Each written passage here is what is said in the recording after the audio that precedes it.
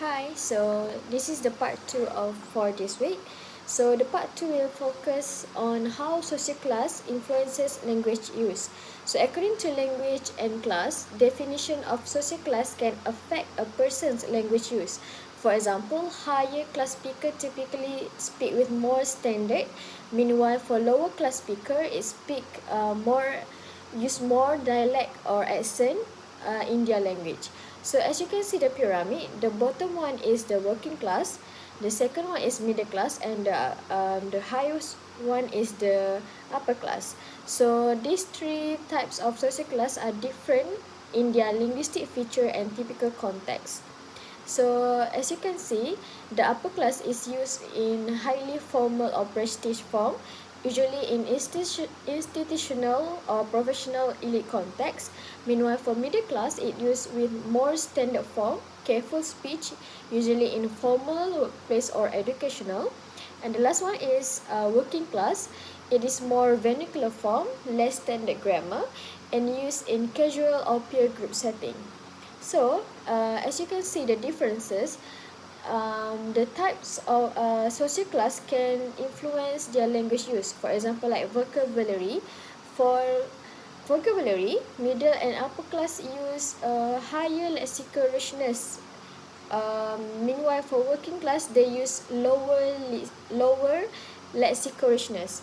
As for pronunciation dialect, middle and upper class may adapt more standard pronunciation and accent.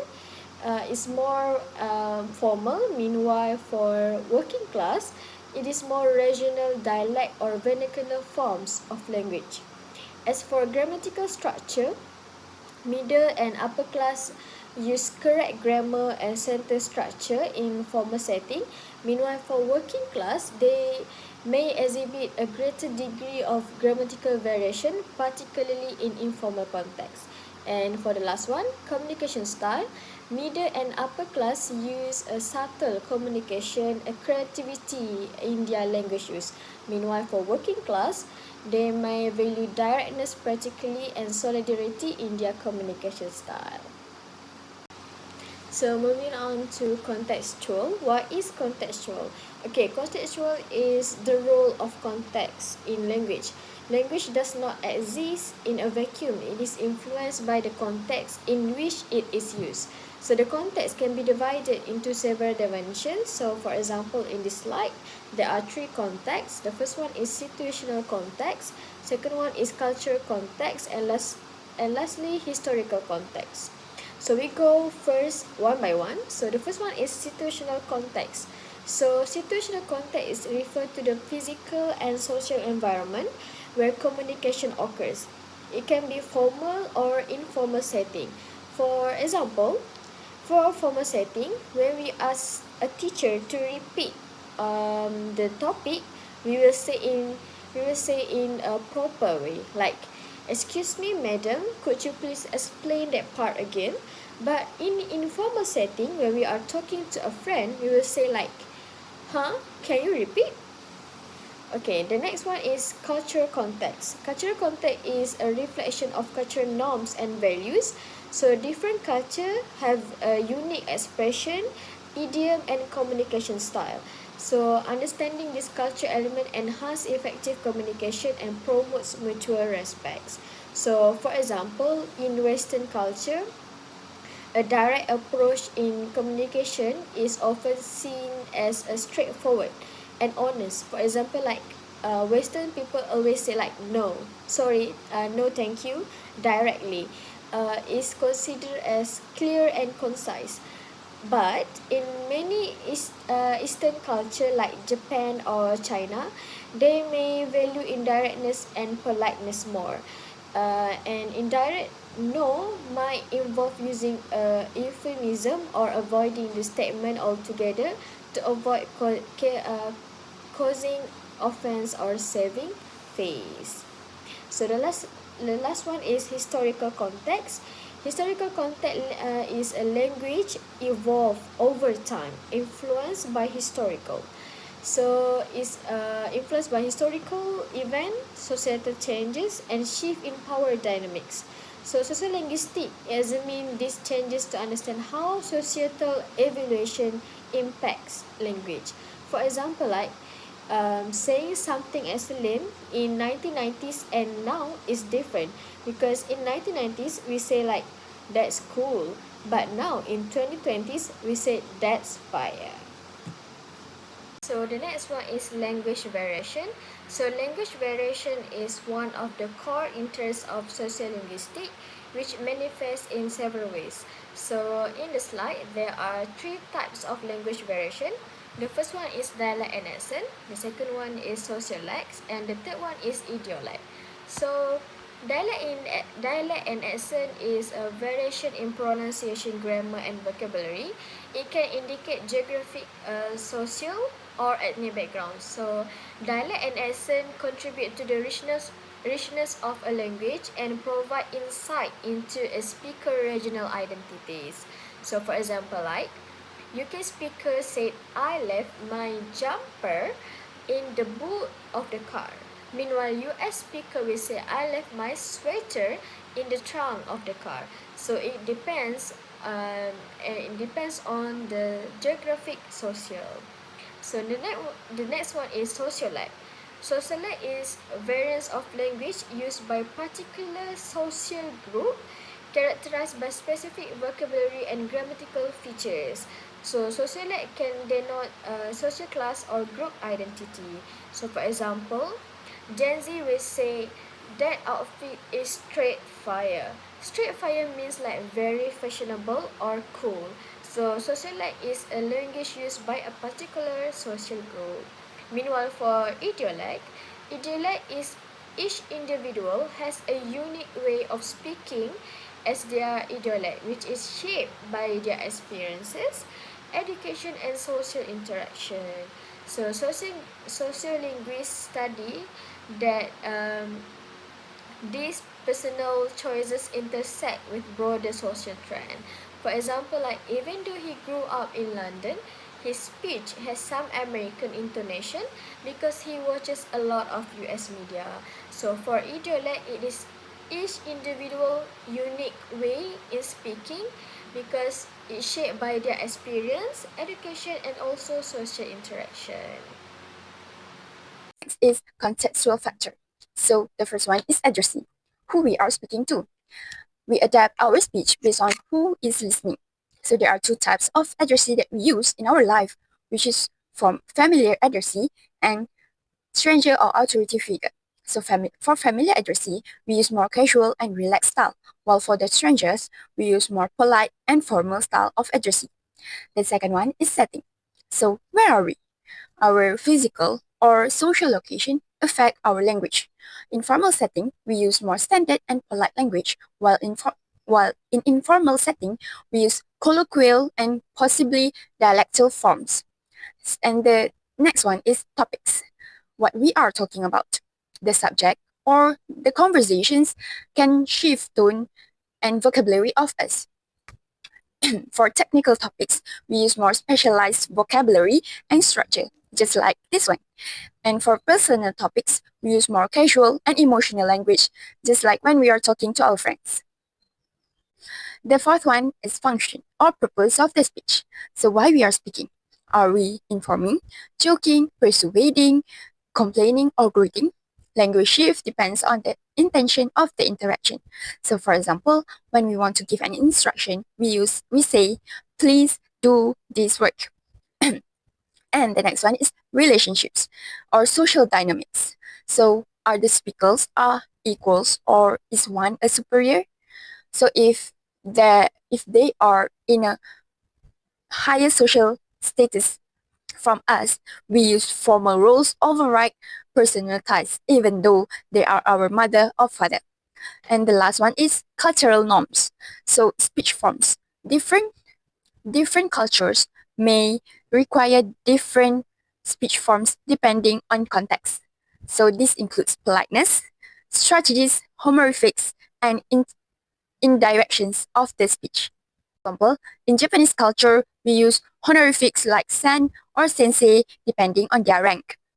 Hi everyone, for my part, I'll be presenting on style in non-Western societies, focusing on how language and communication strategies reflect deeper cultural values and social norms. Let's start with the basics. When we talk about style in non-Western societies, we are referring to culturally specific ways of using language, gesture, and communication techniques. These are not just about individual choices, they are shaped by local traditions, social hierarchies, and the need to maintain harmony in the community.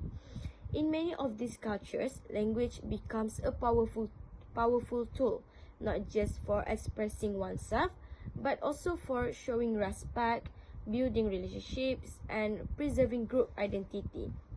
As Scotland and Scotland 2012, they said that in many Asian and other non-Western cultures, style of communication are deeply embedded in the social fabric, where speech levels, forms of address, and indirectness are tied to social roles and the concept of face. Alright, next, one major element of communication style is the use of honorifics. So, what are honorifics? The honorifics, they are special words or grammar forms used to show respect or indicate someone's social status. These are especially common in many Asian languages. Let's look at two examples, which is Japanese and Javanese. First, honorifics on Japanese, which is keigo. In Japanese, there's a full system called keigo, which includes the first one, son keigo, which are respectful language used to elevate the listener or third party. The second one, kenjogo, humble language used to lower the speaker's positions. And the third one, tenego, polite language used in general situations. For example, the verb to go changes depending on the context, which is the first one, iku, plain form. Irashaimasu, respectful, which is for the sonkeigo. And lastly, mairimasu, the humble, which is the kenjogo that earlier. Each form shows where the speakers stand socially, and it's deeply tied to Japanese views on hierarchy and politeness. Next, let's look at the Javanese, spoken in parts of Indonesia. Japanese has three main levels of speech, which is the first one, ngoko. Ngoko refers to the informal, used with friends or younger people. The second one, krama madya, semi-formal or respectful but familiar situation. Lastly, krama inggil, which is the very formal, used when speaking to elders or superiors. Each level comes with its own vocabulary and grammar, so speakers are constantly adjusting based on how they are talking to. Next, the next key feature is indirectness and politeness. In many non-Western societies, people avoid being too direct, especially if it risks causing embarrassment or tension. This is known as face-saving communication. Let's look at how this plays out in Malay, Thai, and Indian cultures. For the Malay cultures, two unique forms are used to stay polite and indirect. The first one, beralas. This means starting with a polite buffer. For example, maaf mengganggu, which means sorry to disturb, before making a request or giving bad news. The second one, Malay people also use pantun, a traditional form of Malay poetry, often used in courtships or diplomacy. It conveys messages in an elegant, indirect way that protects both parties' dignity. These steps help maintain harmony and avoid confrontation, as stated in ASMA 2015. Next, in Thai and Indian politeness. In Thailand, people often avoid saying no directly. They avoid saying no directly. Instead, they might smile or say, "We'll see," which subtly signals refusal without offending.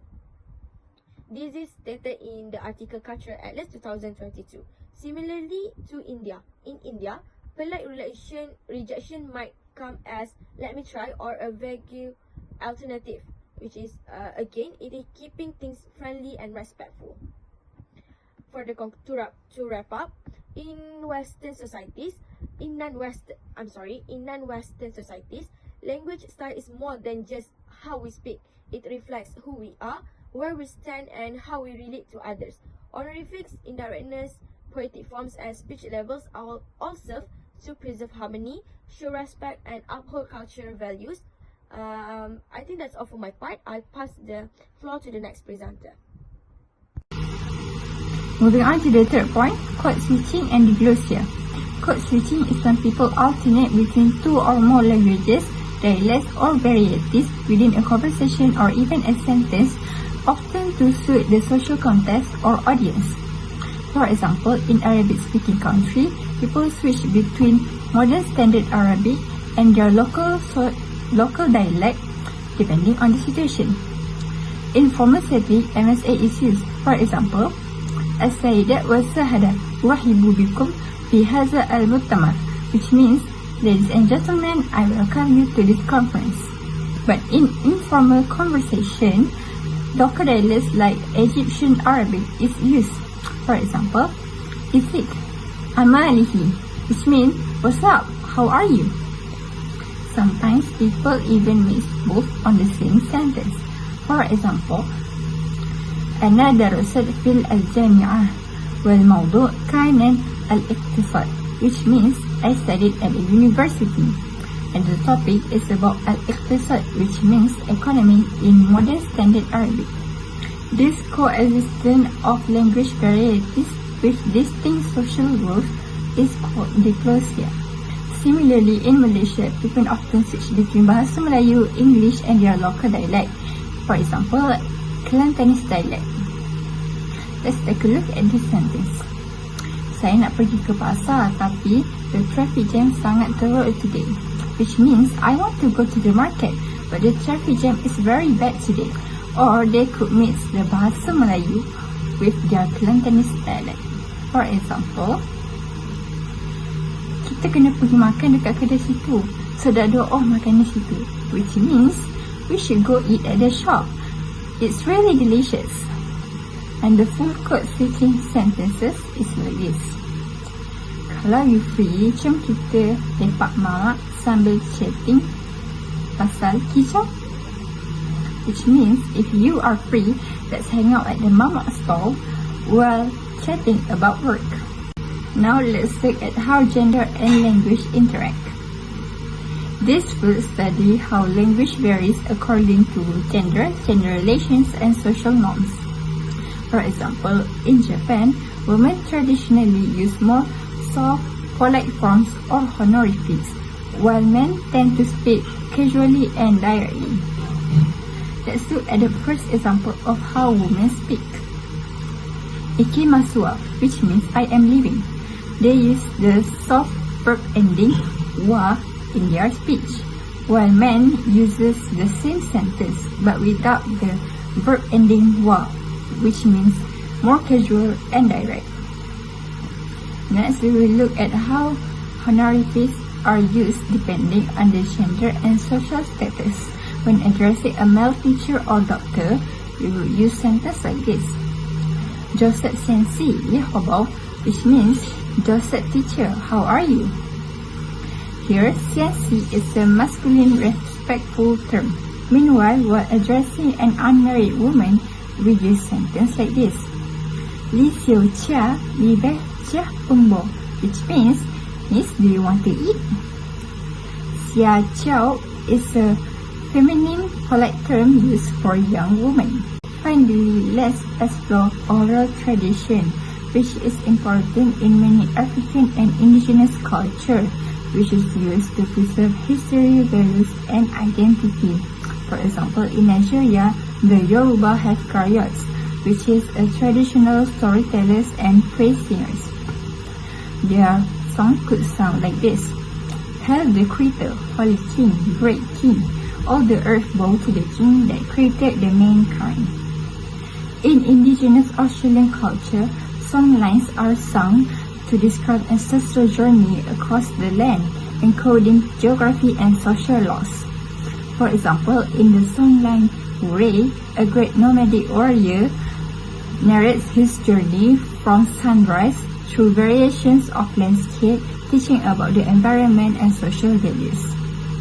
These oral performances are living history, connecting the people with their heritage and land. Register is a variety of language used in a particular social setting or for a specific purpose. It includes variations in vocabulary, grammar, and pronunciation. These variations are influenced by factors such as the topic of discussions, the relationship between participants, and the mode of communication. For example, in sport commentary, the speaker often marks short pauses and uses a non-final intonation contour. The language used is quite clearly distinguishable. Generally, it is the vocabulary that sets it apart.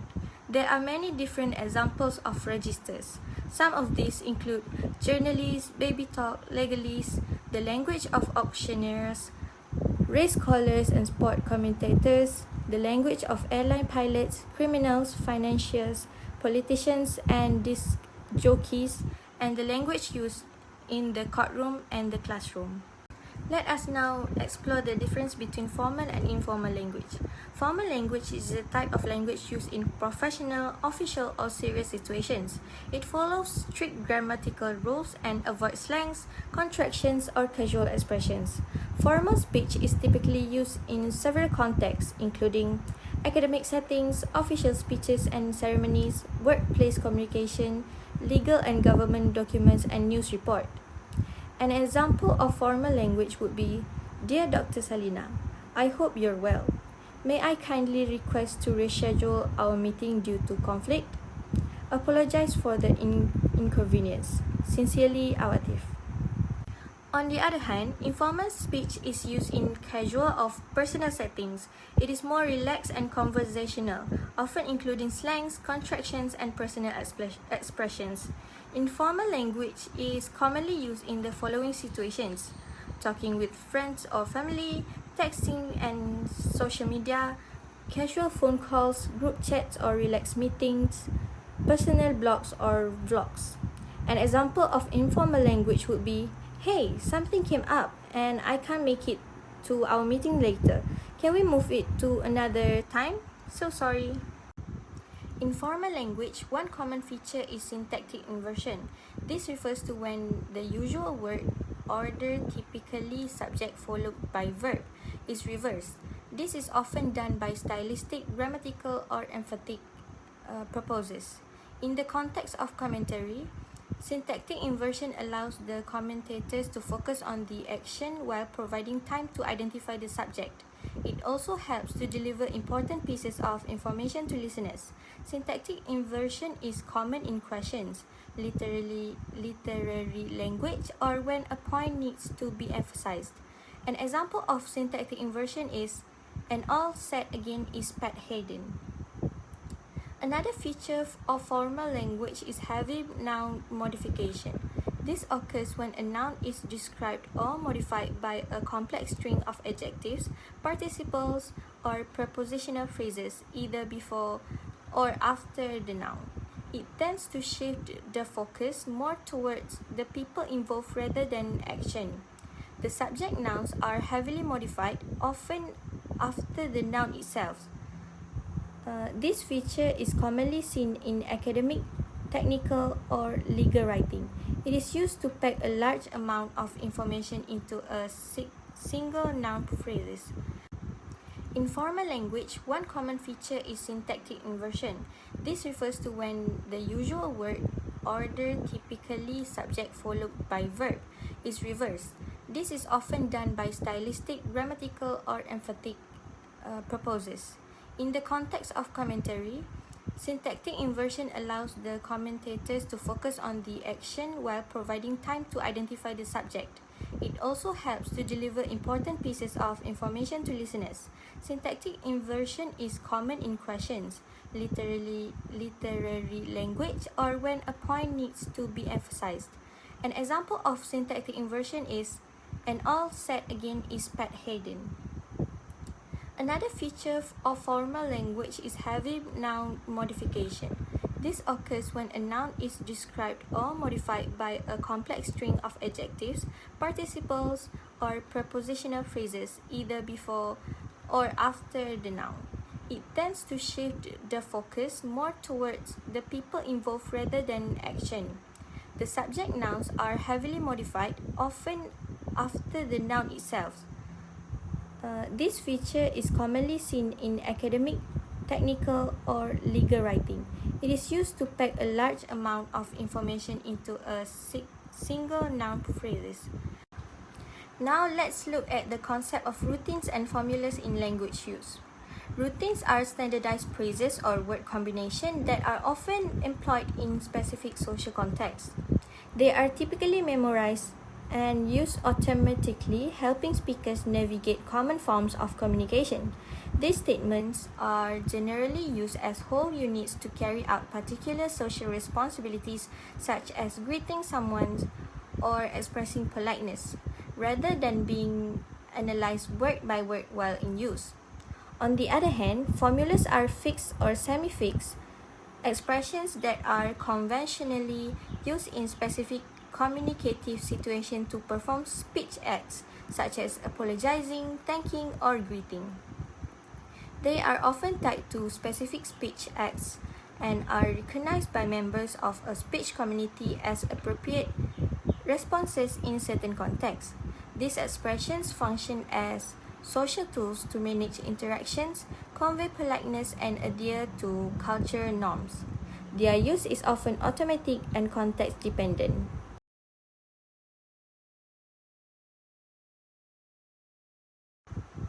Now let us consider the importance of routines and formulas in social linguistics.